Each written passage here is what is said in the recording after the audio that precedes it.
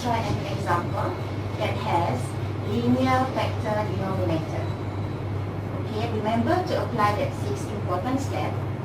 Step 1, we need to identify whether the expression that we have is it a proper or improper fraction by looking at the power of x. In numerator here, the power of x is 1, and in the denominator, we need to multiply this x times x, so we get x power of 2. So the power of x is 2. So the power of x in numerator is less than in the denominator, so we consider the whole expression is a proper fraction. Now, the second step is labeling. Labeling is very important because it helps us to write the correct partial fraction graph. Okay, now since our power of x here is 1, so this is linear, so label as L. And this is also a linear, label as L. Now, write a letter A here and B here. Now, next step is we want to write the graph of partial fraction in the right hand side. Now, just take A here over x minus 3 plus B over x plus 2. Now, what amazing about partial fraction is because we can know how is the final answer looks like. Of course, it doesn't complete yet because we still have to find A and B. Okay. Next step is we want to construct an equation by apply cross multiplication. Okay. I'll show you how. Now, take A times x plus 2 plus B times x minus 3 and equal to the numerator of the question, 3x plus 11.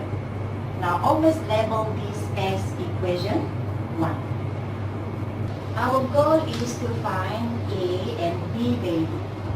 The concept is, if we want to find A, we need to make this term 0. And if we want to find B, we need to make this term 0. That means we need to substitute the correct x value. I'll show you the easiest way to find x value. Just take from the question, the denominator here, just take it out, x minus 3 and equals to 0, so x equals to 3. Now this is the x value that we will substitute in equation 1. Let's see what happened. 3 times 3 plus 11 equals to 8. 3 plus 2 plus B. 3 minus 2. Now, here becomes 3 times 3 is 9, so 9 plus 11, so we get 20 here, equals to, here we get 5A, right? Now, you see this term here, 3 minus 3 is 0, so 0 times B is 0. Okay, so we can calculate A. So A, we will get equals to 20 over 5, so we get A is equals to 4.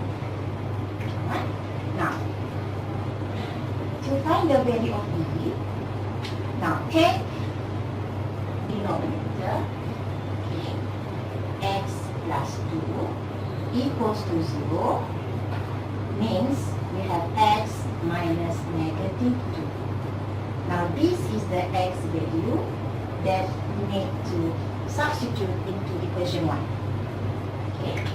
Now, just calculate 3 times negative 2 plus 11 equals to A times negative 2 plus 2 plus b times negative 2, negative 3. Here we will get negative 6 plus 11, so we get 5 here, equals to, now, you see this term here, negative 2 plus 2 equals to 0. So 0 times a is equals to 0. Now, we have here negative 5b. So, b is equals to negative 5. Once we have a and b, now, we turn back to the partial fraction graph. So, our final answer will be 4, this is a, 4 over x minus 3. So, minus 1 over x plus 2. So, this is our final